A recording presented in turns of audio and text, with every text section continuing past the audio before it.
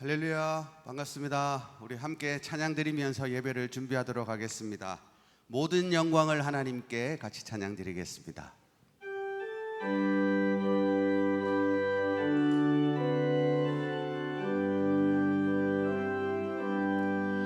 모든 영광을 하나님께,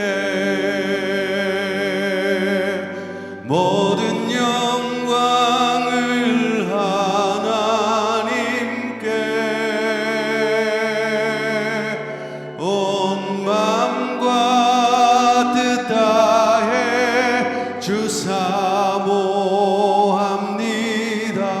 모든 영광을 하나 1절 다시 한 번 더 찬양합니다. 모든 영광을, 모든 영광을 하나님께, 모든 영광을 하나님께,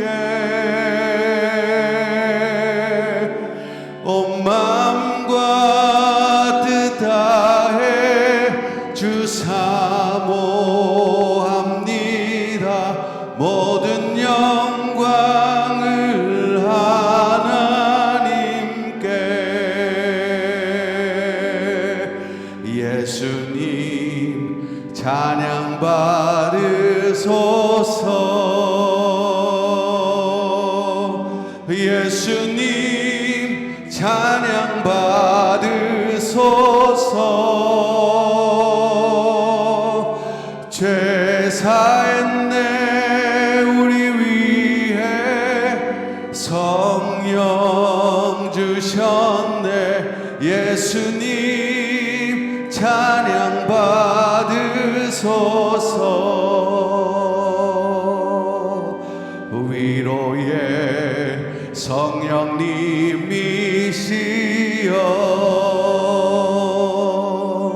위로의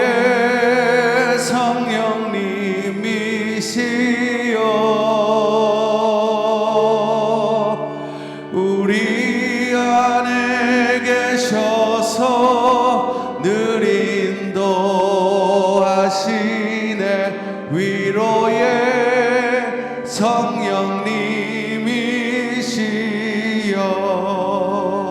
성령님이시여. 네, 302장입니다. 우리 힘차게 손뼉치며 같이 찬양 드리겠습니다.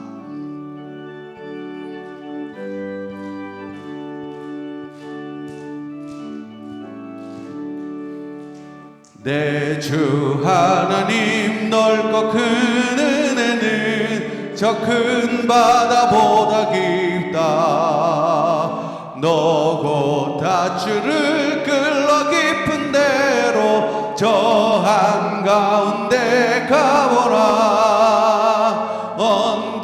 언덕을 떠나서 창파에 배 띄워 내 주 예수 은혜의 바다로 내 맘껏 져가라. 왜 너 인생은 언제나 거기서 저 큰 바다 물결 보고 금인 모르는 깊은 바다 속을 한 번 헤아려 안 보나. 언덕을 떠나서 창파에 배 띄워 내 주 예수 은혜의 바다로 내 맘껏 져가라. 많은 사람이 얕은 물가에서 저 큰 바다 가려다가 찰싹거리는 작은 파도 보고 마음 약하여 못 가네. 언덕을 넘어서 창파에 배 띄워 내 주 예수 은혜의 바다로 내 맘껏 져가라. 작은 곧 가거라 이제 곧 가거라 저 큰 은혜 바다 향해 자 곧 내 너를 저 깊은 데로 가라 망망한 바다로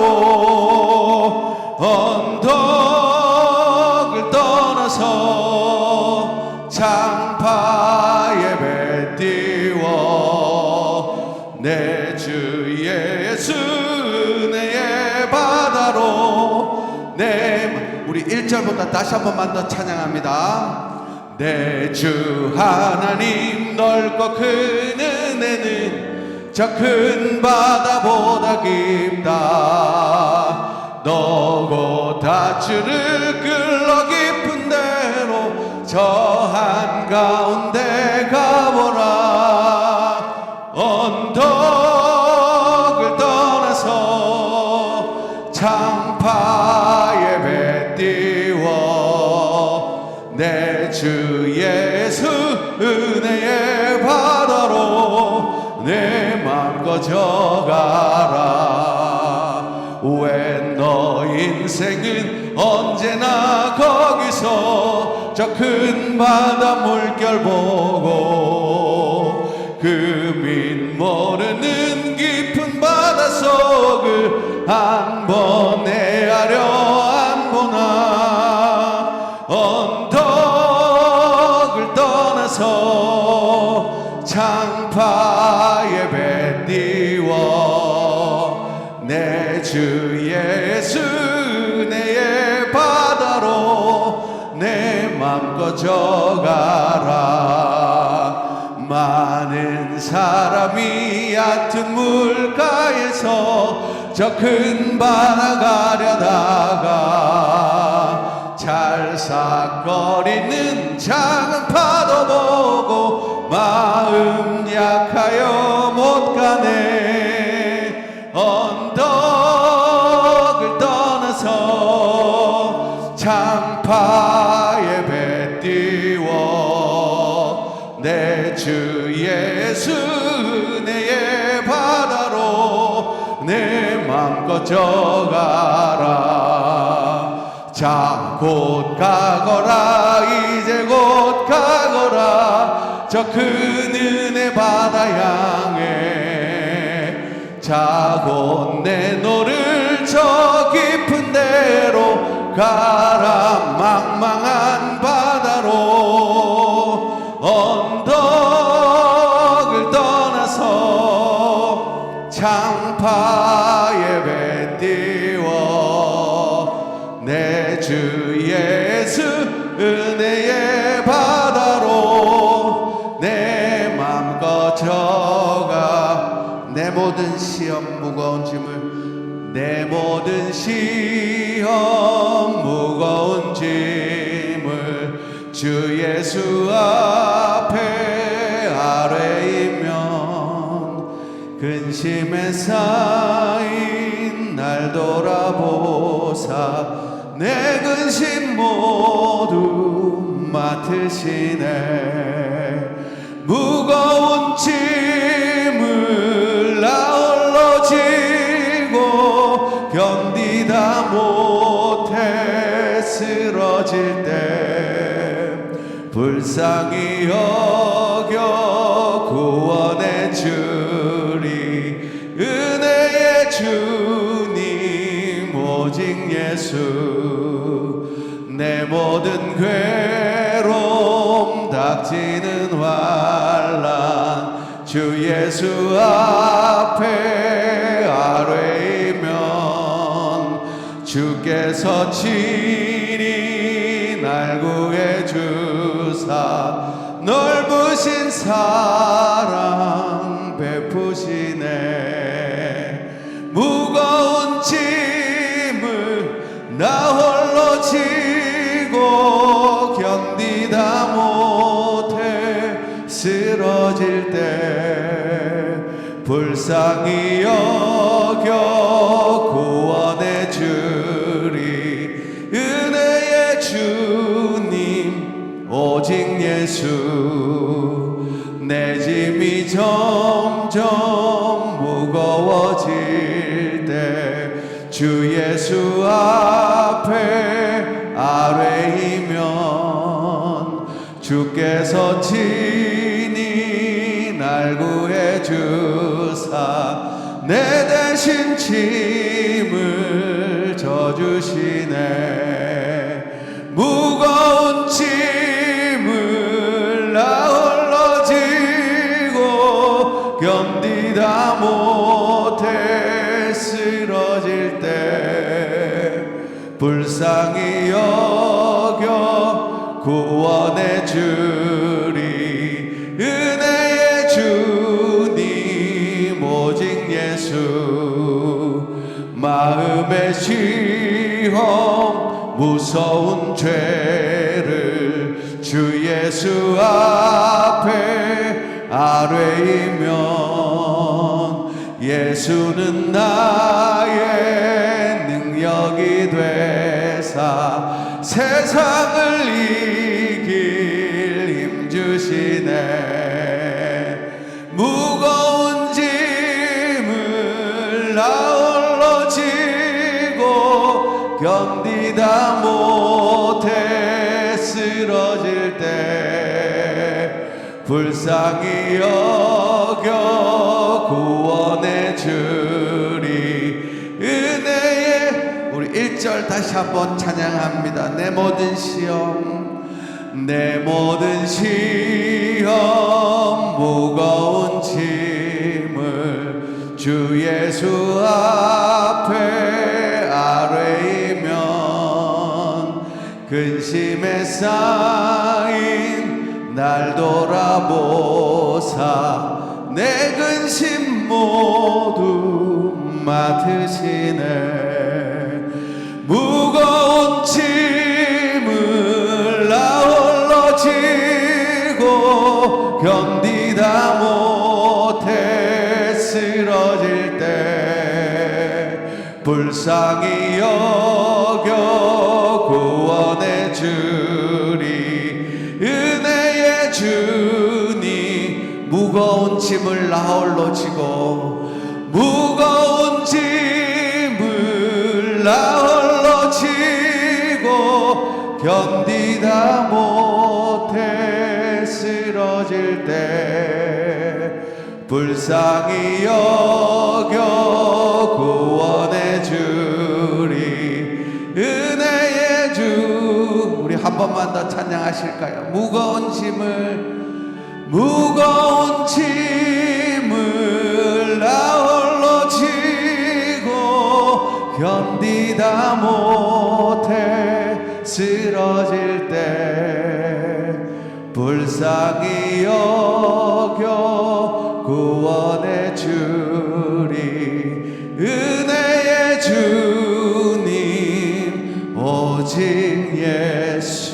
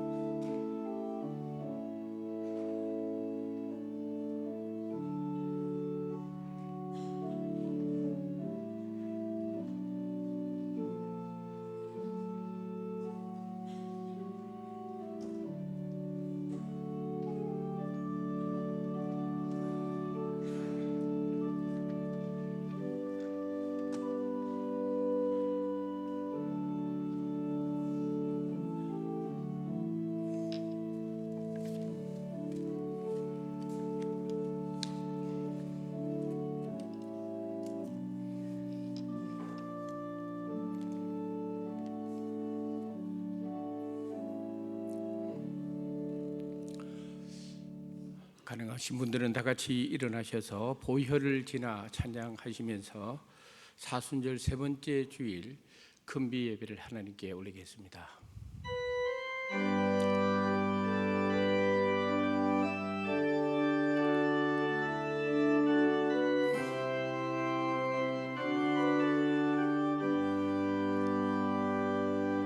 보혈을 지나 하나님 품으로 보혈을 지나 아버지 품으로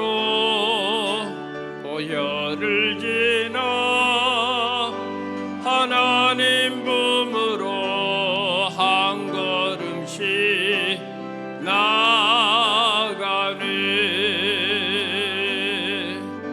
보혈을 지나 하나님 품으로 보혈을 지나 아버지 품으로 보혈을 지나 하나님 품으로 한 걸음씩 나아가네. 존귀한 주 보혈이 내 영을 새롭게 하시네. 존귀한 주 보혈이 내 영을 새롭게 하네. 하나님이여, 내 마음이 확정되었고 내 마음이 확정되었사오니 내가 노래하고 내가 찬송하리이다. 무릇 주의 인자는 커서 하늘에 미치고 주의 진리는 궁창에 이르나이다. 하나님이여, 주는 하늘 위에 높이 들리시며 주의 영광이 온 세계 위에 높아지기를 원하나이다. 아멘.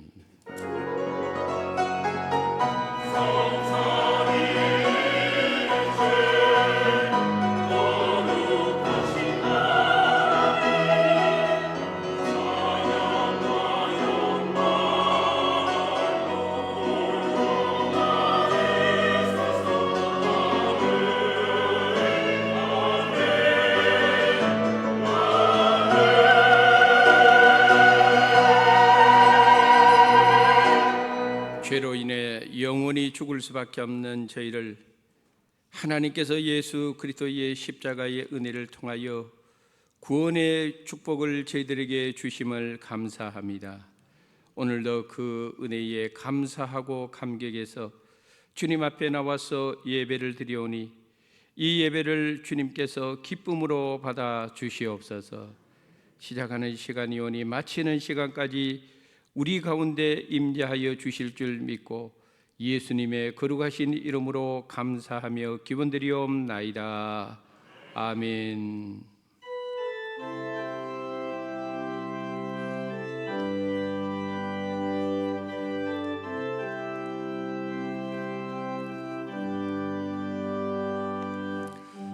오 예수님,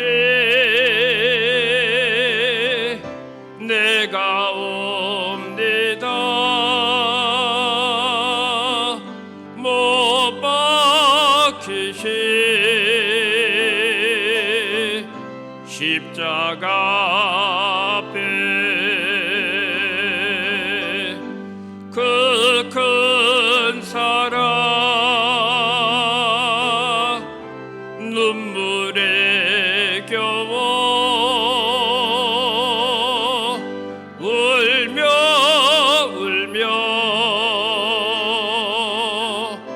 돌아옵니다. 주님 손과 발 못 박혔고 머리엔 가시관 막히셨네. 내 모든 죄와 허물 위해 말없이 피 흘려 주셨네. 오 예수님, 나의 손 잡고 이제부터 영원까지 내 구주가 되옵소서. 이제부터 영원까지 내 구주가 되옵소서.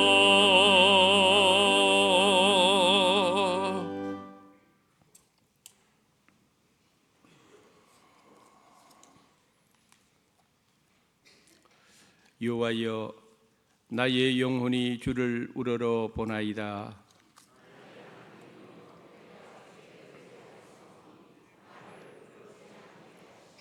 나의 원수들이 나를 이겨 개가를 부르지 못하게 하소서.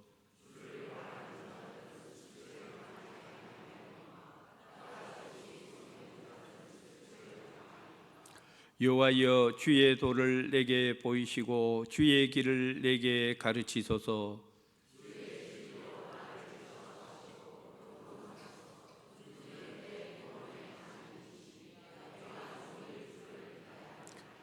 여호와여, 주의 긍휼하심과 인자하심이 영원부터 있어사오니 여호와여, 내 젊은 시절의 죄와 허물을 기억하지 마시고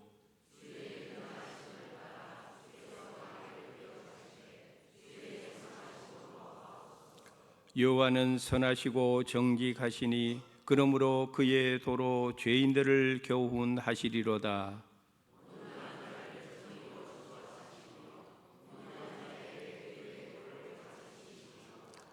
여호와의 모든 길은 그의 언약과 증거를 지키는 자에게 인자와 진리로다. 아멘. 나는 전능하신 아버지 하나님 천지의 창조주를 믿습니다. 나는 그의 유일하신 아들 우리 주 예수 그리스도를 믿습니다.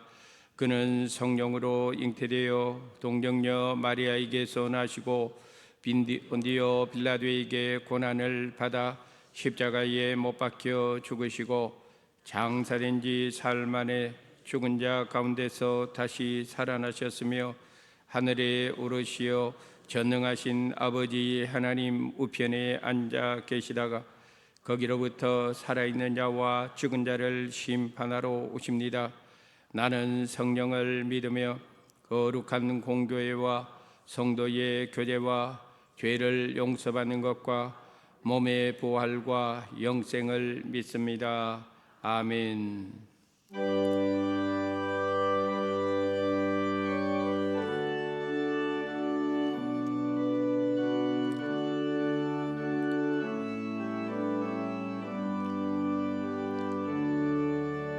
당자처럼 방황할 때도 애타게 기다리는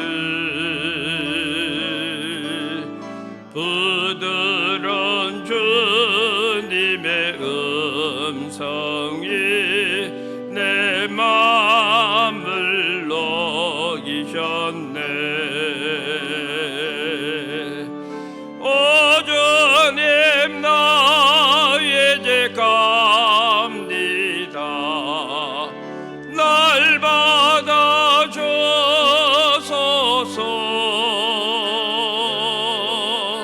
이제는 주님만 위하여 이 몸을 바치리다. 불순종한 요나와 같이도 방황하던 나에게 따뜻한 주님의 음성이 내 손을 잡으셨네. 주님 나의 죄 갑니다. 날 받아주소서.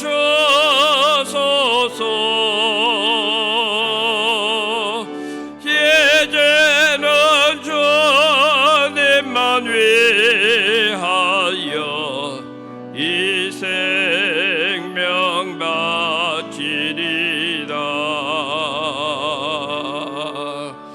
음탕한 저 고멜과 같이도 방황하던 나에게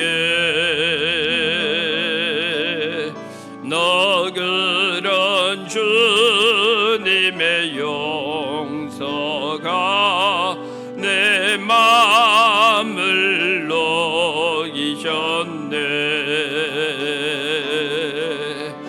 오 주님, 나의 죄 갑니다. 날 받아주소서.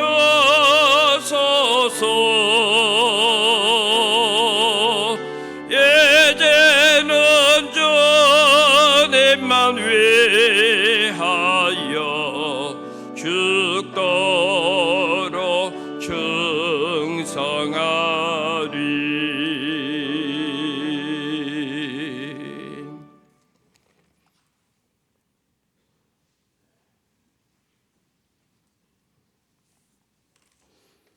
다 함께 기도 드리시겠습니다.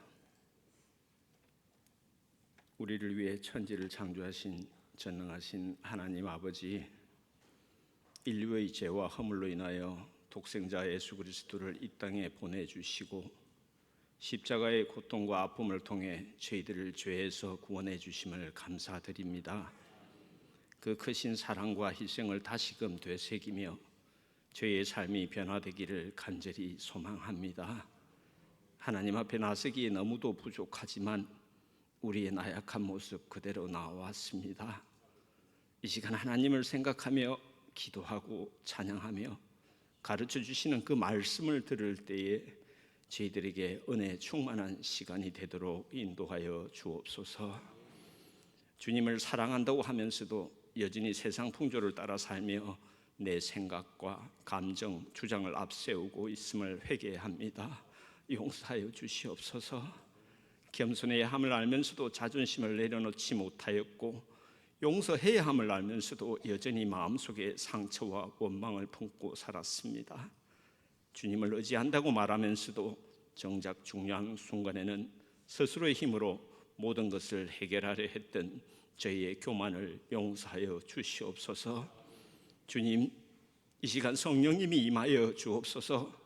오셔서 저희들을 일깨워 주시고 치유하시며 회복시켜 주옵소서. 모든 매인 것과 놀란 것에서 눌린 것에서 자유롭게 하여 주옵소서. 주님, 내가 그리스도와 함께 십자가에 못 박혔고 이제는 내가 사는 것이 아니요 내 안에 부활하신 그리스도께서 사시는 것을 믿고 그리스도 안에서 새로운 피조물이 되었음을 믿음으로 고백합니다. 주님, 사순절 기간 동안 주님과 동행하는 가운데 주님께서 걸어가신 그 길을 따라가는 수완 공동체가 되기를 원합니다.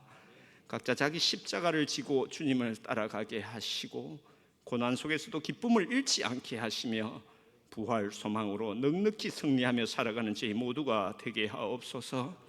주님, 고통받는 자들에게 위로를 주시고 가난한 자들에게 주님의 손길이 닿게 하여 주시옵소서. 갈등과 분열로 인해 아파하는 이 나라, 이 민족을 치유하여 주시고 불의와 악이 사라지게 하여 주시옵소서. 교회가 세상의 빛과 소금의 역할을 감당하게 하시고 주님의 사랑을 실천하는 공동체가 되게 하여 주시옵소서. 특별히 이 기간 동안 우리 교회 온 성도가 서로를 위한 중보 기도를 멈추지 않게 하옵소서. 주님, 성령의 능력으로 부흥하는 교회를 위하여 금요 기도회로 모여 더욱 기도에 힘쓰라는 하나님의 명령에 순종하는 저희들 되게 하시옵고 3월 말로 예정된 교회 내 부지 매입이 순조롭게 마무리될 수 있도록 모두가 마음을 모으게 하시옵소서. 4월에는 14일부터 16일까지 예정된 심령 부흥 사경회가 있습니다.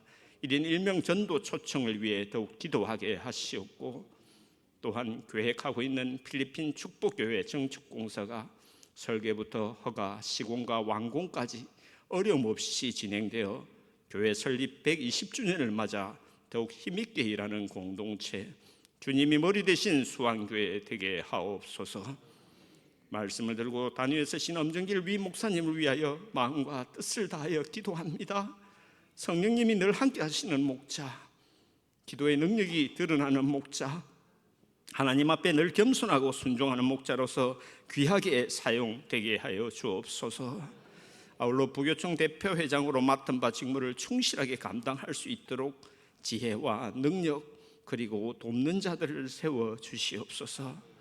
오늘도 준비하신 말씀이 선포될 때 듣는 모두의 심령이 깨어나서 주님께서 인도하시는 평안의 길로 나아가게 하옵소서.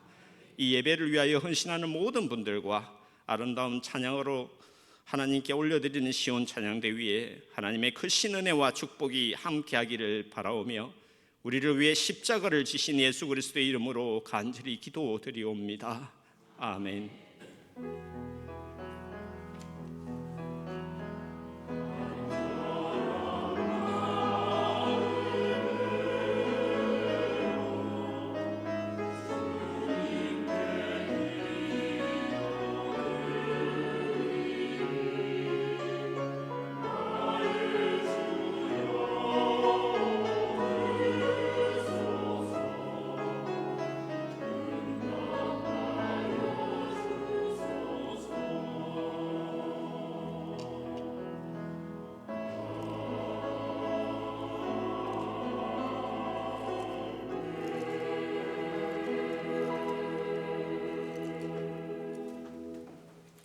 오늘 우리들에게 주시는 하나님의 말씀은 마가복음 2장 13절부터 17절까지, 마가복음 2장 13절부터 17절까지 저와 여러분이 한 절씩 읽고 마지막 17절은 한 음성으로 읽겠습니다. 제가 13절 읽겠습니다.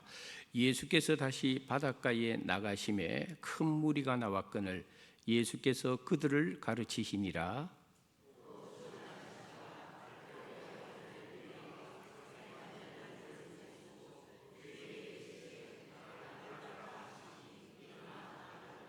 그의 집에 앉아 잡수실 때에 많은 세리와 죄인들이 예수와 그의 제자들과 함께 앉았으니 이는 그러한 사람들이 많이 있어서 예수를 따름이러라.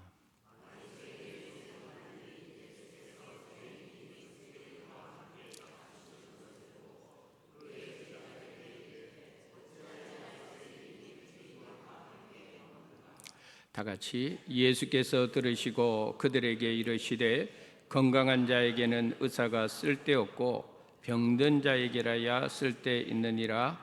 나는 의인을 부르러 온 것이 아니요 죄인을 부르러 왔노라 하시니라. 아멘. 이것은 하나님의 말씀입니다.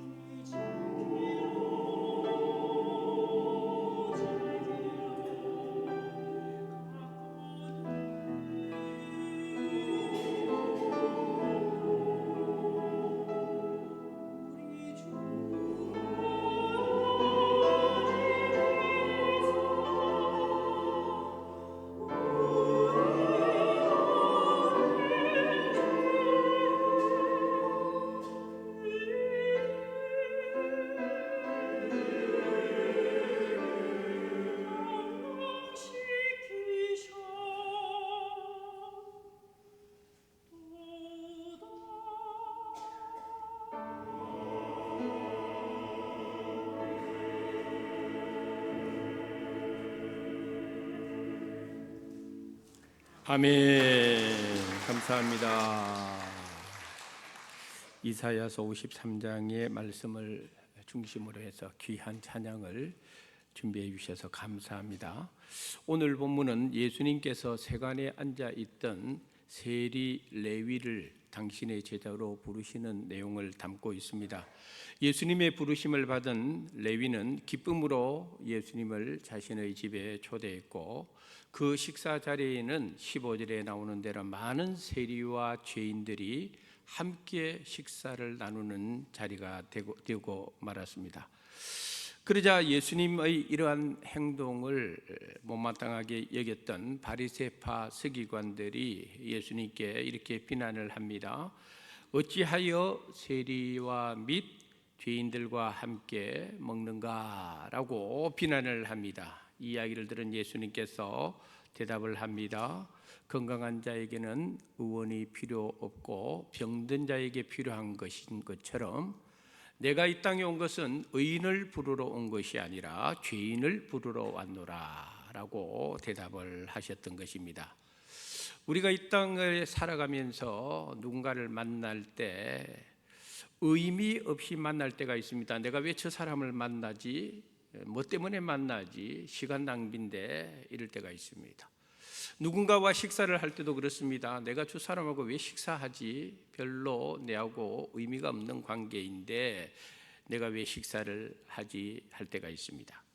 그런데 복음서를 통해서 보면은 우리 예수님께서 하시는 말씀 한마디 한마디, 또 예수님께서 누군가를 바라보는 예수님의 시선 하나하나, 또 예수님께서 어디론가 가실 때에 예수님이 가시는 그 걸음 하나하나, 그 어느 것도 의미 없이 말씀하시는 것이 없고 의미 없이 바라보는 것도 없고 목적 없이 그냥 아무 생각 없이 어느 지역으로 가시는 법은 한 번도 없었다는 것입니다. 예수님께서 이 땅에 오신 가장 중요한 이유와 목적이 오늘 본문에 나오는데 한번 따라 합시다. 죄인을 부르러 왔노라. 예수님께서 이 땅에 오신 목적은 딱 한 가지입니다. 죄인을 부르러 왔다고 했습니다. 누가 죄인입니까? 예수님 당시에는 죄인이라고 규정할 수 있는 사람들이 있었습니다. 오늘 본문에 나오는 세리들이 대표적인 죄인들로 분류가 되었습니다. 몸을 파는 창기들이 그랬습니다. 나병 환자들이 그랬습니다. 이런 사람들은 그 시대의 죄인들로 분류되어서 사람들로부터 손가락질과 모욕을 당하던 대표적인 사람들이었습니다. 그런데 과연 그 사람들만 죄인이었을까? 그렇지 않습니다. 사도 바울은 이렇게 증거를 합니다. 로마서 3장 10절부터 12절 말씀 읽어보도록 하겠습니다. 기록된 바 의인은 없나니 하나도 없으며 깨닫는 자도 없고 하나님을 찾는 자도 없고 다 치우쳐 함께 무익하게 되고 선을 행하는 자는 없나니 하나도 없도다. 아멘. 방금 읽은 이 말씀 속에 없나니, 없으며, 없고, 없나니 하나도 없도다 그랬습니다. 세상에는 하나님께서 보실 때에 의인은 없는 것입니다. 나도 죄인이고 당신도 죄인이고 우리 모두는 죄인인데, 그런데도 예수님 당시에 바리새파 사람들은 자신들의 죄인됨에 대해서는 입을 닫고 눈을 막고 있으면서 다른 사람의 죄를 정죄하고 다른 사람의 죄인됨을 멸시하는 일을 서슴없이 했던 것입니다. 세상에서는 어떤 사람이 죄를 범하였을 때 흔히 죄인들이라고 부르는 사람을 부를 때는 형벌을 주기 위해서 부르고 그 죄에 대한 죄를 묻기 위해서 부릅니다. 그러나 예수님께서 죄인들을 부르실 때는 그렇지 않습니다. 예수님께서 죄인들을 부를 때는 그 죄를 용서해 주시고 그에게 구원의 은혜를 베풀기 위해서 불러주시기 때문에 그 은혜를 힘입어 오늘 저와 여러분들도 죄인들이었지만은 예수님의 부르심을 통하여 구원의 은혜를 누리고 있음을 믿습니다. 우리는 주님이 불러주셨는데, 죄인된 우리를 불러주실 때는 구원의 은혜를 베풀어 주시기 위해서 불러주신 것입니다. 오늘은 사순절 세 번째 주일입니다. 이 시간 본문의 말씀을 가지고 함께 은혜를 나누고자 하는 제목은 죄인을 부르러 왔노라입니다. 오늘 본문에 예수님의 부르심을 받은 사람을 알페오의 아들 레위라고 되어 있는데, 오늘 본문의 사건과 동일한 병행 구절인 마태복음 9장에 보면은 9절에 다음과 같이 기록되어 있습니다. 우리 한번 읽어보겠습니다. 예수께서 그곳을 떠나 지나가시다가 마테라 하는 사람이 세관에 앉아 있는 것을 보시고 이르시되 나를 따르라 하시니 일어나 따르니라. 아멘. 방금 읽은 이 말씀 속에는 마테라고 되어 있습니다. 오늘 마가복음에는 레위라고 되어 있습니다. 동일한 인물입니다. 마테라고 하는 이름의 뜻은 뭐냐면은 야훼의 선물, 이런 뜻을 가지고 있는 것이 마테입니다. 여호와의 선물이라는 뜻입니다. 또 그의 본명이 레위라고 되어 있습니다. 이건 뭘 의미하는가 하면 이 사람은 레위 지파의 후손이라는 것을 또한 우리에게 가르쳐주고 있는 부분이기도 합니다. 오늘 제가 설교할 때는 레위라고 하기도 하고 마테라고도 하는데 두 사람은 동일한 인물인 것입니다. 문제는 이 마테, 레위의 직업이 세리라는 데 있었습니다. 당시의 세리는 상당한 인텔리였습니다. 로마 제국을 위해서 일을 해야 되기 때문에 그 당시의 세리들은 글로벌 마인드를 가지고 있어야 됩니다. 헬라 제국의 문화, 또 로마 제국의 모든 것들을 다 상세하게 아는 글로벌 마인드를 가진 사람이 바로 그 시대의 세리들의 모습이었습니다. 또한 이 사람들은 세금을 잘 계산해야 되기 때문에 수리 능력도 뛰어난 사람이었고, 또 그 시대의 세리들은요 적어도 최소 2개국어, 3개국어를 구사할 수 있어야 되는 사람들이었습니다. 이 정도로 고급 인력입니다. 이 정도로 인텔리들입니다. 근데 왜 이스라엘 땅에서 이 세리들은 사람들로부터 무시당하고 멸시에 또한 죄인의 대명사처럼 되었을까? 이유는 딱 한 가지입니다. 로마 제국의 하수인으로 일을 했기 때문에. 세금을 거둘 때 동족들에게 필요 이상의 세금을 징수하는 일이 많았습니다. 그래서 로마 제국에 바칠 것은 바치고 나머지는 그들의 몫으로 챙겼기 때문에 이스라엘 사회에서 이 세리들은 죄인으로 취급을 받게 된 것입니다. 조금 전에 제가 말씀드린 대로 우리 예수님의 움직임 하나하나, 예수님의 말씀 한마디 한마디에는 다 목적이 있고 뜻이 있다는 것입니다. 그 속에는 예수님께서 하시는 어떤 분명한 뜻, 분명한 계획, 이게 있었다는 것입니다. 지난 2019년도에 우리나라 영화 가운데에서 전 세계를 놀라게 한 영화가 하나 있었습니다. 이 영화는 아카데미 작품상을 포함해서 4개나 받았는데, 여러분들이 잘 아는 기생충이라고 하는 영화입니다. 제가 어제 설교를 준비하면서 요즘 젊은이들이 많이 보잖아요. 긴 거 보기 싫어하잖아요. 그 짤로 된 거, 짧게 돼 있는 그 동영상, 제가 기생충 봤고 또 미나리도 봤어요. 미나리도 기생충하고 미나리 봤는데, 제가 오늘 일부 예배 때 설교하면서 이 기생충이라 안 하고 미나리를 해버린 거예요. 그러니까 예배 마치고 나가는데 우리 교회 안수 집사님이, 목사님, 미나리가 아니고 기생충입니다 그러더라고요. 그래서 아이고 내가 실수했구나. 그래서 제가 설교 마치고 우리 교육자실에 들어가 가지고, 왜 자네들은 내가 이 기생충을 미나리로 했는데도 왜 내 그걸 지적하지 않나 그랬더니, 우리 이현동 목사님 다 정리됐습니다. 그 별거 아닙니다. 원래 미나리에는 기생충이 많습니다.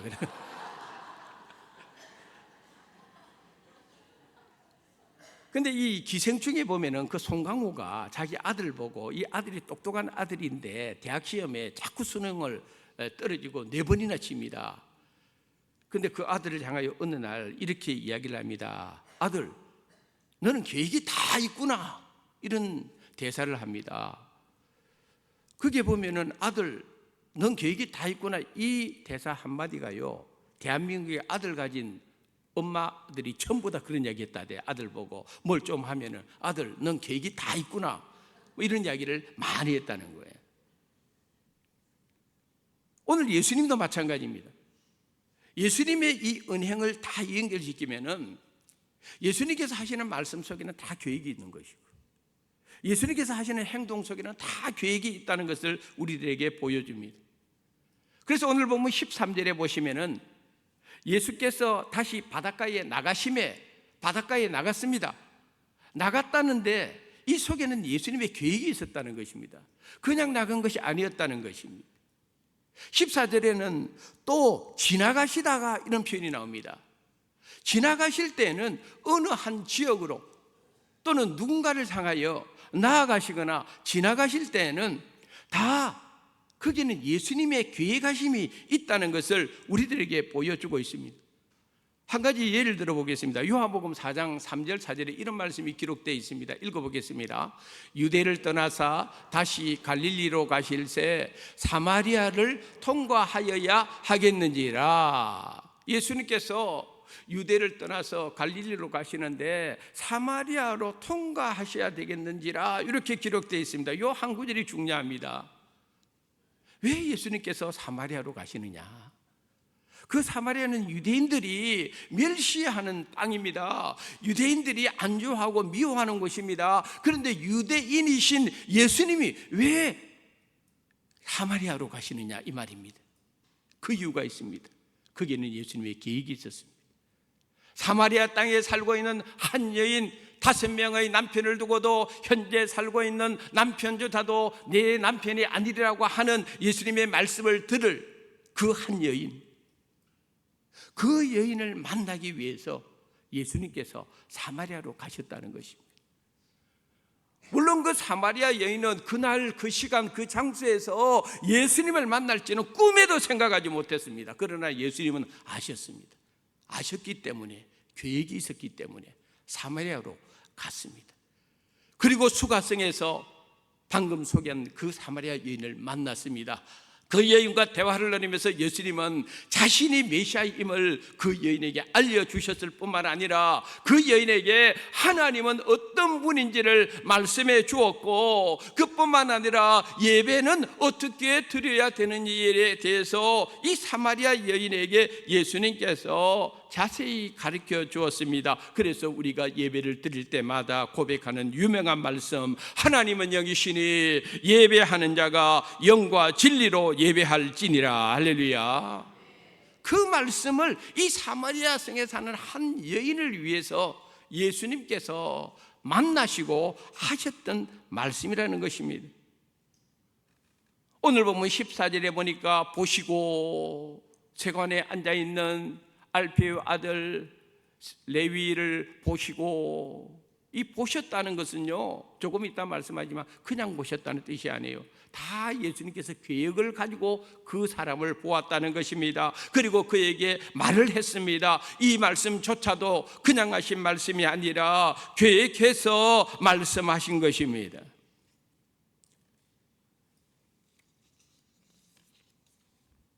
우리는 여기서 본문의 예를 돕기 위한 명화 하나를 보도록 하겠습니다. 저 그림은 지금으로부터 약 420년 전 1601년경에 저 그림이 그려졌는데 카라즈 호바라고 하는 유명한 화가가 그렸습니다. 저 그림의 제목은 성 마태를 부르심이라고 하는 제목을 가지고 있는 그림입니다. 물론 저기에 나오는 등장인물들을 보시면은 입고 있는 옷들이 사실은 2000년 전 예수님 당시에 사람들이 입고 있던 옷은 아니고, 카라즈 호바라고 하는 화가가 살고 있던 16세기, 17세기 그때의 사람들이 주로 입던 옷들을 입고 있는 모습입니다. 근데 저 그림을 보면은 예수님께서 누군가를 향하여 손짓을 하고 있는 것을 볼 수가 있습니다. 손짓하고 있는 그 대상은 저기 그림에 나와 있는 대로 오늘 본문에 등장하는 세리 마태입니다. 마태는 테이블 위에 놓여 있는 돈들을 바라보고 있습니다. 세리니까 세금을 지금 징수하고 있는 모습이라는 것입니다. 그런데 오늘 본문에 예수님께서 이 세리 마태를 향하여 나아오셨습니다. 그리고 그를 향하여 지켜보고 계십니다. 오늘 본문에 보셨다라고 하는 이 표현은 그냥 아무 생각 없이 그냥 그 대상을 향하여 바라봤다는 것이 아니고 예수님의 이 보시고라는 뜻 속에는 이 세리 마태의 내면을 다 보았다는 것입니다. 세리 마태가 지금 어떤 마음을 가지고 살아가고 있는지를 예수님께서 다 알고 계셨다는 것입니다. 세리 마태는 출세를 했습니다. 돈을 많이 벌었습니다.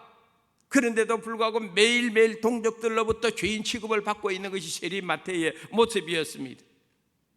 자기 주변에는 어떻게 하든지 세금을 줄이려고 아부를 하고 굽신거리는 사람들이 있지만은 그 사람들이 세리 마태로부터 돌아서기만 하면은 전부 다 세리 마태를 향하여 쌍욕을 하던 사람들입니다. 그러니 세리 마태의 마음이 어떻겠습니까? 사람들은 많은데 정말 자기 마음을 이해해주는 사람은 없었습니다. 늘 허전했습니다. 늘 고독했습니다. 더구나 자기 자신은 세리 레위라고 하는 이름을 가지고 있습니다. 무슨 이야기입니까? 오직 하나님을 기업으로 삼고 하나님 나라를 위해서 하나님께 예배자로 살아야 되는데 자기 자신은 지금 세속적인 직업을 가지고 하나님과 동떨어진 삶을 살아가고 있는 이 마태의 마음속에는 얼마나 흠함이 드는지 모릅니다. 그는 고독했습니다. 괴로웠습니다. 자신의 삶이 너무 허무하게 느껴졌습니다. 뭔가 의미 있는 인생을 살고 싶은데 그 방향, 그 길을 모르고 있는 바로 그때에 예수님께서 세관에 앉아있는 이 세리 마태를 찾아왔습니다. 그리고 그를 향하여 손짓으로 지명을 하면서 마태야, 너는 나를 따르라 라고 이야기를 했다는 것입니다. 그럴 때 오늘 본문의 세리 마태는 예수님의 이 말씀 앞에, 이 부르심 앞에 순종을 해서 예수님을 따르게 되었다는 것이 오늘 본문에 나와 있는 이야기입니다. 사랑하는 성도 여러분, 우리가 오늘 이 마태의 모습을 통해서 배워야 할 것이 있습니다. 그게 뭐냐면은 내 귀에, 내 마음에 하나님의 음성이 들리는 거, 주님의 말씀이 들린다는 거, 이것이 축복이고 은혜인 줄 믿으시기 바랍니다. 마태는 들었다 이 말입니다. 주님의 음성을 들었습니다.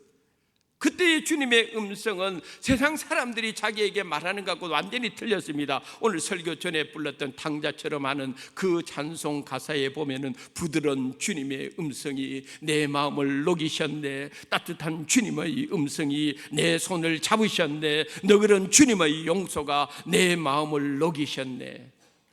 당시 마태의 마음이 그랬습니다. 마태는 이처럼 예수님의 말씀 앞에, 음성 앞에 즉각적으로 순종을 했습니다만은 오늘날 이 땅에 수많은 사람들의 모습은 그렇지 않습니다. 주님이 부르십니다. 끊임없이 콜링합니다. 한 사람 한 사람을 향하여 부릅니다. 그런데 여러 가지 이유를 대면서 주님의 부르심을 거절하는 사람들이 얼마나 많은지 모릅니다.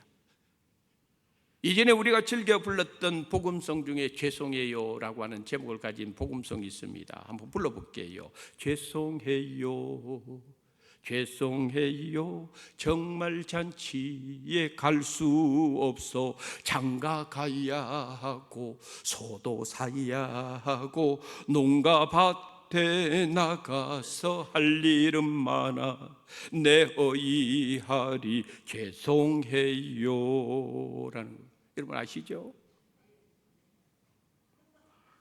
죄송합니다. 알 줄 알고 다 불러봤는데 모른다는 표정을 하니까 어쩐지 내가 이 찬송을 준비할 때 좀 기분이 이상하더라고. 그런데 한번 생각해 보세요. 이게 죄송해요라는 이 곡인데 주님의 부르심 앞에 응하지 않는다면 장가 가야 됩니다, 딸 시집 보내야 됩니다, 사업해야 됩니다, 돈 벌어야 됩니다, 세상 재미를 좀 느끼고 살아야 됩니다, 잔치집 가야 됩니다, 농가밭에 나가서 할 일이 많습니다 하면서 주인 되시는 하나님의 부르심 앞에 순종하지 않는다면 이게 죄송합니다라고 끝날 일일까요? 아닙니다. 죄송할 일이 아닙니다. 하나님의 부르심 앞에 순종하지 않으면은 죄송합니다라고 끝날 것이 아니라 아주 무서운 심판이 남아 있습니다. 그래서 예수님께서 말씀하시기를 바깥 어두운 데에 가서 쫓겨나서 슬피 울며 이를 갈미 있으리라 했습니다. 하나님의 부르심에 불순종하면 그런 일이 생긴다 이 말이에요. 죄송합니다 수준이 아니다 이 말입니다.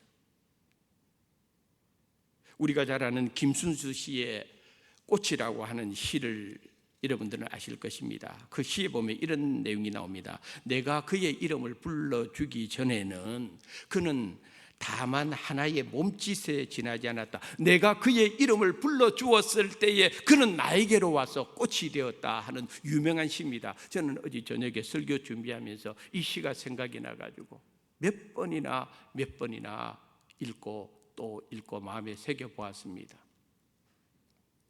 사순절이라고 하는 것은 세리마태를 예수님께서 불러주신 것처럼 저와 여러분 한 사람 한 사람을 하나님께서 지명하여 불러주셔서 하나님의 자녀로 삼아주신 날입니다. 할렐루야. 우리가 만약에 이 땅에 하나님께서 예수님을 통하여 우리의 이름을 불러주지 않았다면 우리는 그냥 그렇게 살다가 죽었을 것입니다. 조금 전에 이 시인처럼 그가 내 이름을 불러주기 전에는 그냥 그렇게 사는 거예요. 마태도 하나님께서 예수님께서 그의 이름을 불러주지 않았다면 마태는 그냥 평생 그렇게 세리로 살다가 고독하게 외롭게 괴롭게 즐거운 마음으로 즐겁지 않은 마음으로 그렇게 살다 죽었을 거예요. 그런데 예수님께서 세리마태의 이름을 불러주셔서 당신의 제자로 삼아주신 것을 생각하면은 오늘 이 땅에 살아가는 우리 한 사람 한 사람 하나님께서 예수님을 통하여 우리의 이름을 불러주셨는데 이름을 불러주고 보니 이 이름은 그냥 이름이 아니고 하나님 나라 생명책에 기록될 이름이더라. 할렐루야. 얼마나 귀한 역사입니까? 다시 본문으로 돌아가서 이제 예수님은 세례 마태의 집으로 초대돼서 그곳에 함께한 많은 세리와 죄인들과 함께 식사를 나누게 되었습니다. 예수님 주변에는 이러한 부류의 사람들이 많았다라고 기록하고 있습니다. 그래서 15절에 이는 그러한 사람들이 많이 있어서 예수님을 따르미르라 이렇게 기록되어 있습니다. 예수님 주변에는 세상에서 죄인이라고 취급받는 그런 부류의 사람들이 예수님 주변에 늘 따라다녔다고 했습니다. 그런데 이러한 예수님의 모습에 불만을 가진 바리새인들이 어찌하여 세리비 죄인들과 함께 먹는가? 당신 주변에는 어찌 그런 사람들만 많이 따라다니는가? 비난을 합니다. 한번 따라합시다. 어찌하여 합니다. 이 사람들이 모였다 하면은 예수님을 생각하고 예수님을 바라보면서 어찌하여 하면서 이 사람들은 수군거리고 어찌하여 하면서 뒷담화하고 어찌하여 하면서 죄인들을 정리하고 어찌하여 하면서 인간관계 벽을 만들어버리고 어찌하여 하면서 사람들을 판단하기를 즐겨하던 사람들이 이 사람들입니다. 우리가 오늘 이 본문의 내용을 통해서 아주 중요한 것이 있습니다. 그게 뭐냐면은 교회는 어떤 곳이 되어야 되는가? 교회는 어떤 곳이 되어야 되는가? 이걸 가르쳐 줍니다. 두 번째는 천국은 어떠한 곳일까? 그걸 가르쳐 주고 세 번째는 부르심을 받은 우리 교인들의 모습은 어떠한 모습이 되어야 되는가? 이 세 가지 질문입니다. 그런데 이 세 가지 질문에는 해답을 예수님께서 다 보여주고 있습니다. 말씀을 통해서 보여주고 행동을 통해서 보여주고 있다는 것입니다. 그래서 교회는 이런 것이 돼야 되구나, 우리 성도들은 이렇게 살아야 되는 곳이나 천국은 바로 이런 것이구나 하는 것을 예수님의 모습을 통해서 말씀을 통해서 우리는 알 수가 있습니다. 예수님은 그의 삶을 통해서 편견을 깨부시는 사역을 많이 하셨습니다. 예수님의 사역을 보면 사회적 편견과 싸웠습니다. 종교적 편견과 싸웠습니다. 윤리적 편견과 싸웠습니다. 신분의 편견과 싸웠습니다. 민족의 편견과 싸웠습니다. 예수님 그렇게 사역하셨습니다. 복음서에 나와 있잖아요. 그래서 예수님이 사마리아로 갔습니다. 편견을 깨기 위해서, 유대인들의 편견을 깨기 위해서 예수님께서 두로와 시돈 지방, 이방 지역, 이방 나라를 가신 이유가 거기에 있습니다. 선민사상 잘못된 거 깨기 위해서, 이방인들도 하나님의 은혜가 필요하다는 것을 알려주기 위해서 문둥병자를 고쳤습니다. 현장에서 가늠한 여인을 보호해 주었습니다. 세리도 창기도 각종 죄인들 다 예수님께서 편견을 깨 부수면서 그들을 친구로 다 삼아 주셨습니다. 그래서 우리가 이렇게 찬송하지 않습니까?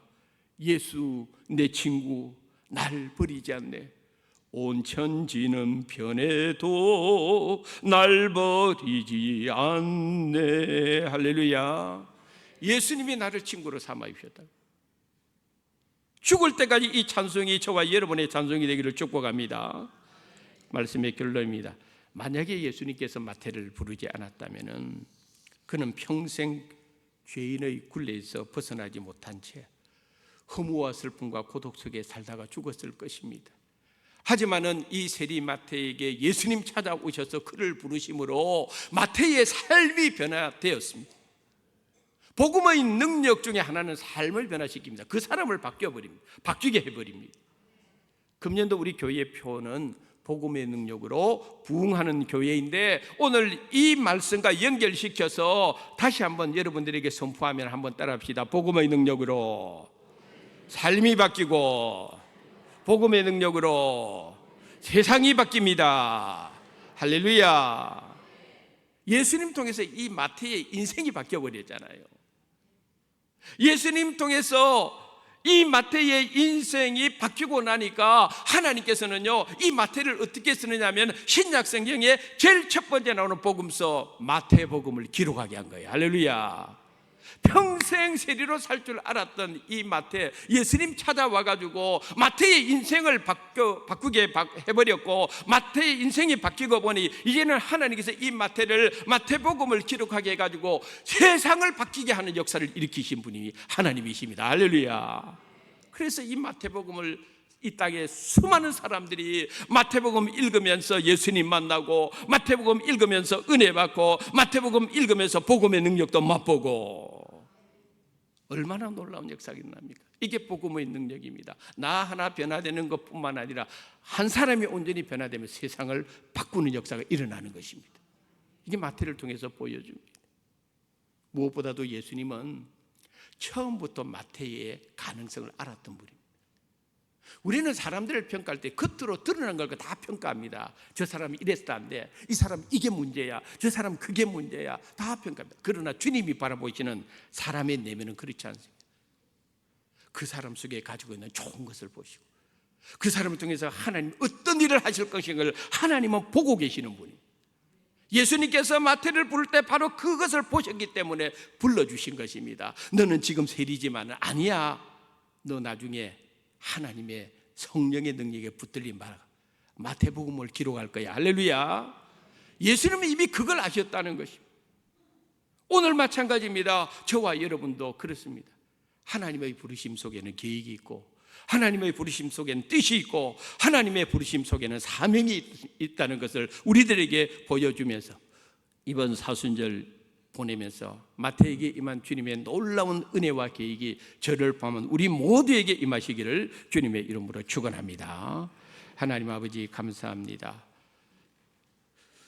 우리와 마태가 다를 바가 뭐가 있겠습니까? 주님을 만나지 않은 인생은 허무하고 슬프고 괴롭고 답답한 일밖에 더 있겠습니까? 그럼에도 불구하고 마태를 불러주신 것처럼 우리를 예수님의 은혜 가운데 불러주셔서 하나님의 백성으로, 하나님의 자녀로, 천국의 소유자로 저희들을 불러주신 것 감사합니다. 하나님 아버지, 이 은혜가 우리 평생에 떠나지 않게 하여 주시옵소서. 주님의 부르심 속에 순종하며 그 순종함 속에 하나님의 계획과 뜻과 목적이 있는 것을 기억하고 아름다운 믿음의 사명자로 승리하게 하여 주시옵소서. 예수님의 이름으로 기도드리옵나이다. 아멘.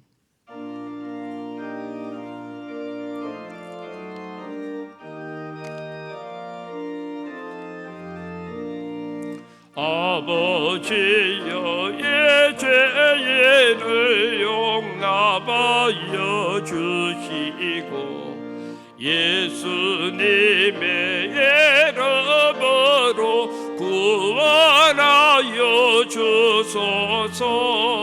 아버지를 떠나 산지 벌써 오래되었고, 험한 길에 고난 몸이 이제 돌아옵니다.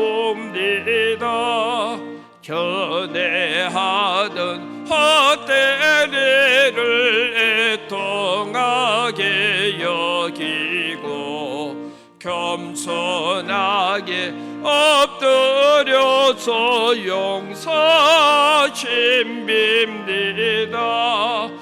은혜 감당 못하오나 회개하는 영혼과 나의 약한 육신까지 감히 드리옵니다. 나의 죄를 사하시려 주님 죽으셨으니 그 공로를 어찌하여 주만 의지합니다. 아버지여 용납하사 나를 품어주시고 주의 사랑 품 안에서 길에 살게 하소서. 아멘.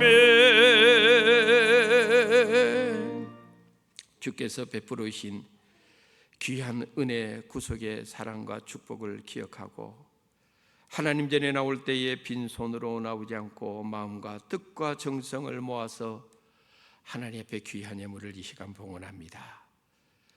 아버지 하나님, 이 예물을 기쁨으로 받아주시고 하나님의 나라를 위해서, 하나님의 뜻을 이루는 일을 위해서, 죽어가는 영혼을 살리는 일을 위해서, 피로 값지고 세운 주님의 교회가 평안하여 든든히 서는 일을 위해서 잘 사용되게 하여 주시옵소서. 사랑하는 우리 모든 성도님들의 가정을 이번 한 주간도 거룩하신 하나님 손에 의탁합니다. 영혼이 잘되긴 같이 범사가 잘되게 하여 주시옵소서. 우리 성도님들의 손으로 쏘가는 범사에 들어와도 나가도 은혜와 복이 흘러 넘치게 하여 주시옵소서. 남에게 꿀 구워줄지언정 꾸임을 받는 일이 생기지 않게 하여 주시고, 저들이 모든 행사에 하나님의 은혜와 응답이 넘치는 복된 한 주간 되게 축복하여 주시옵소서. 예수님의 거룩하신 이름으로 감사하며 기도드리옵나이다. 아멘. 교회 소식을 알려드리도록 하겠습니다. 이번 주 금요 기도에 우리 성도님들 많이 참석하시고요. 심령 부흥 사경회가 4월 14일부터 16일까지 있습니다. 우리 지난 주일에도 우리 성도님들에게 광고해드렸습니다마는 심령 부흥 사경회와 그 다음에 부활절을 위해서 여러분 전도하실 대상자, 또 여러분 우리 교회를 다니다가 뜸하신 분들, 여러분 이번 기회에 꼭 이 초청장을 잘 기도로 준비하시고 그들에게 전해주셔서 한 영혼이라도 더 하나님 앞에 이끄는 귀한 일에 여러분 기도를 준비하시고 사용을 해 주시고요. 그 다음에 부흥의 전단지 다 여러분 지난주에도 보여줬고 포스터로도 다 준비가 되어 있습니다. 매 시간마다 은혜 넘치는 시간이 되기를 바라면서 이번 부흥회에 우리 모든 성도님들이 시간을 내고 그래서 꼭 은혜 받는 시간이 되었으면 좋겠습니다. 그 다음에 4월부터 수요 단비 기도의 시간은 오후 7시 30분으로 변경이 됩니다. 그러나 부흥의 기간 월화수 3일은 저녁 7시에 집회가 시작됨을 알려드리겠습니다. 오늘 금비 예배 후에 새가족부 원례가 새가족부실에서 모입니다. 알림란으로 넘어가서 에스더 권사의 구역장 모임 위에서 기도해 주시고 이정대로 모여지게 되겠습니다. 이번 주 토요일에 3개노의 교사연합 컨퍼런스가 안락교회에서 토요일 오전 10시부터 오후 4시까지 있습니다. 아울러 3개월 후에 교사연합 컨퍼런스 기도회가 오늘 3차 기도회입니다. 안락교회에서 4시 30분에 모이게 되겠습니다. 장기 입원 환우들을 위해서 계속적으로 중보 기도해 주시고, 정동복 은퇴한수 집사님 다시 병원에 입원했는데 이번에는 동아대 병원으로 옮겨졌습니다.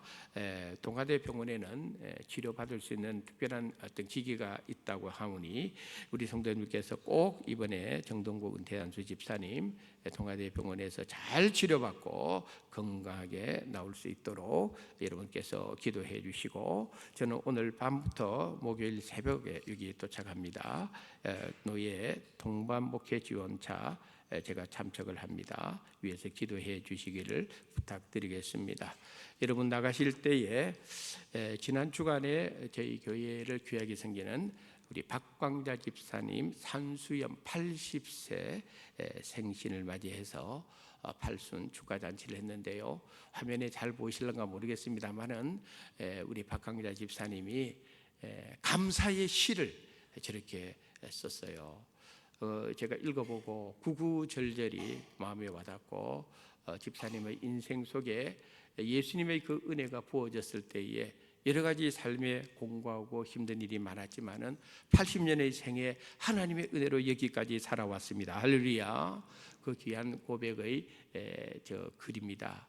참 여러분하고 공유하고 싶어서 올려드리고, 나가실 때에 여러분 그 가정에서 준비한 조그만 선물 하나씩 다 받아가 주시면 감사하겠습니다. 다른 광고 없으시면 다 같이 일어나셔서 사명 찬양한 후에 축도하심으로 큰비 예배 마치도록 하겠습니다.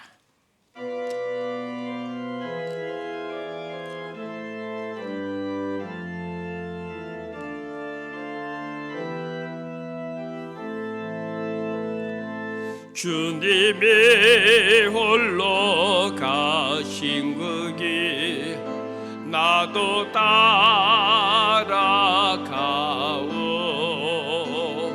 모든 물과 비를 흘리시 그 길을 나도 가오. 험한 산도 나는 괜찮소. 바다 끝이라도 나는 괜찮소. 죽어가는 저들을 위해 나를 버리길 바라오. 아버지 나를 보내주오. 나는 달려가겠소. 목숨도 아끼지 않겠소. 나를 보내주오. 세상에 나를 미워해도 나는 사랑하겠소.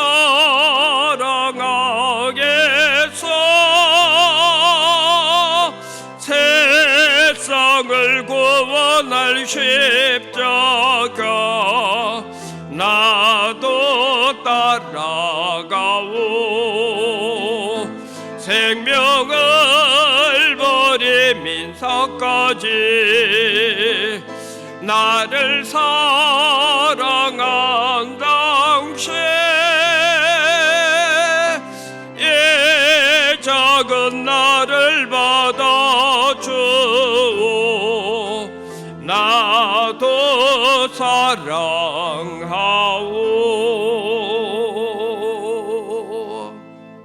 생일을 맞이한 사랑하는 성도님들을 지난 1년 동안 붙들어 주신 하나님 아버지, 변함없이 저들의 인생길 걸음걸음 주님께서 동행하시고 지켜주시고 축복하여 주시옵소서. 80세 산수연을 맞이한 박공자 집사님의 남은 생애를 두 손들어 축복하여 주시옵소서. 군에가 있는 우리의 자녀들과 원근각처 흩어져 생활하고 있는 우리 믿음의 형제들, 어느 곳에 있든지 하나님께서 동일한 은혜로 붙들어 주시고 지켜 주시옵소서.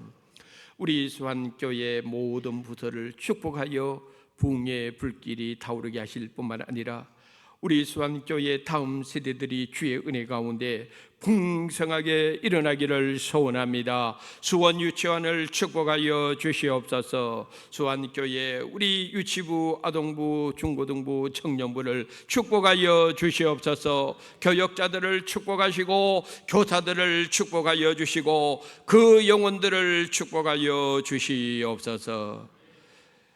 육신의 질병으로 어려움을 겪고 있는 사랑하는 성도님들, 가정에서, 병원에서, 심지어는 오늘 이 자리에 계신 분들 가운데 육신의 연약함을 안고 계신 분들이 많이 있습니다. 병든 부분, 아픈 부분, 연약한 부분 주님의 손으로 안수하여 고쳐 주시옵소서. 건강하게 하여 주시옵소서. 우리 수완교회 선교지와 선교사님들을 기억하여 그 땅의 선교의 풍성한 열매와 결실을 많이 맺어서 하나님께 영광 돌리게 하여 주시옵소서.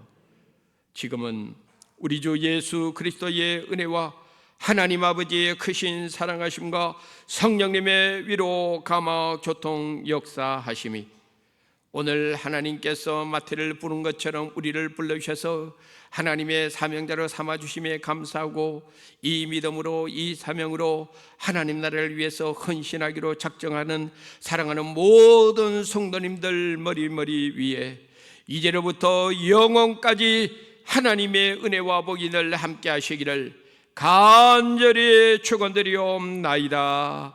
아멘.